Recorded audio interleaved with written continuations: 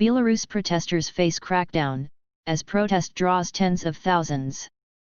Protesters in Belarus faced repression on Sunday, as security forces reportedly fired warning shots to stop demonstrators from gathering.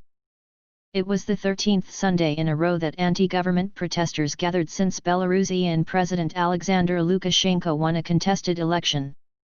The opposition has rejected the outcome as fraudulent and considers its leader, Sviatlana Tsikhanouskaya, to be the actual winner of the vote.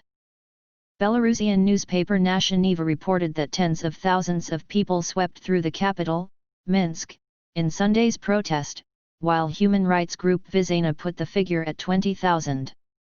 Photo and video footage shared on the messaging app Telegram showed streets lined with uniformed people in riot gear facing protesters. Visana said more than 240 detentions took place, including of journalists on the scene. The independent news portal TUT.BY published photos showing off-road vehicles with machine guns on the roof in Minsk.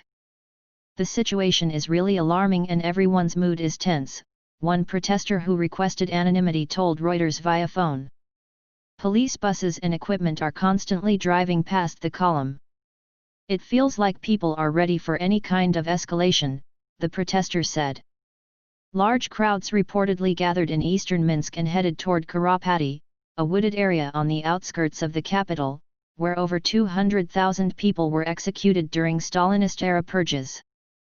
Protesters carried banners with slogans such as "The People's Memory lasts longer than a life of a dictatorship" and "Stop torturing your people," connecting Stalin's brutal era with life under Lukashenko.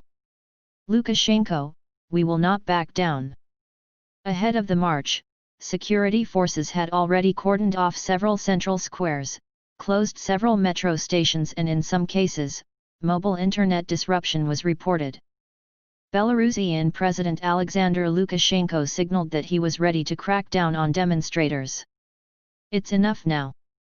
We will not back down," Lukashenko said on Friday. "If someone touches a member of the military, they must leave at least without their hands," he added in a sign of support to security forces.